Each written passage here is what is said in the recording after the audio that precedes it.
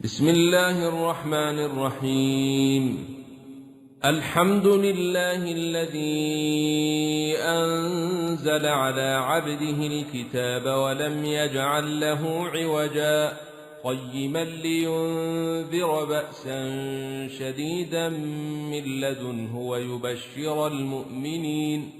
ويبشر المؤمنين الذين يعملون الصالحات أن لهم أجرا حسنا ماكثين فيه أبدا، وينذر الذين قالوا اتخذ الله ولدا ما لهم به من علم ولا لآبائهم،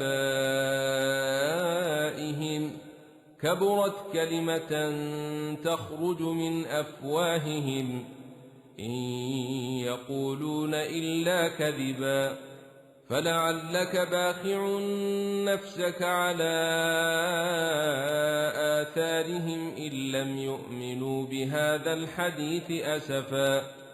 إنا جعلنا ما على الأرض زينة لها لنبلوهم أيهم أحسن عملا وإنا لجاعلون ما عليها صعيدا جرزا.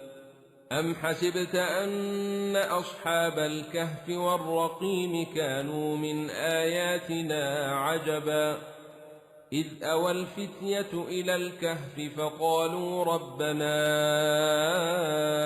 آتنا من لدنك رحمة وهيئ لنا من أمرنا رشدا، فضربنا على آذانهم في الكهف سنين عددا، ثم بعثناهم لنعلم أي الحزبين أحصى لما لبثوا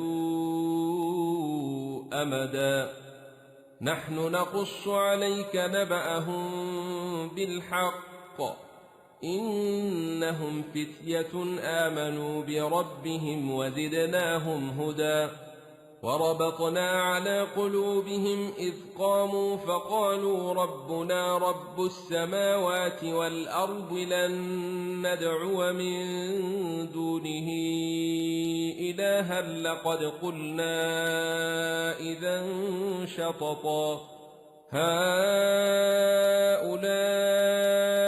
قوم اتخذوا من دونه آلهة لولا يأتون عليهم بسلطان بين، فمن أظلم ممن افترى على الله كذبا. وإذ اعتزلتموهم وما يعبدون إلا الله فأووا إلى الكهف ينشر لكم ربكم من رحمته ويهيئ لكم من أمركم مرفقا. وترى الشمس إذا طلعت تزاور عن كهفهم ذات اليمين وإذا غربت تقرضهم ذات الشمال وهم في فجوة منه، ذلك من آيات الله، من يهد الله فهو المهتد ومن يضلل فلن تجد له وليا مرشدا.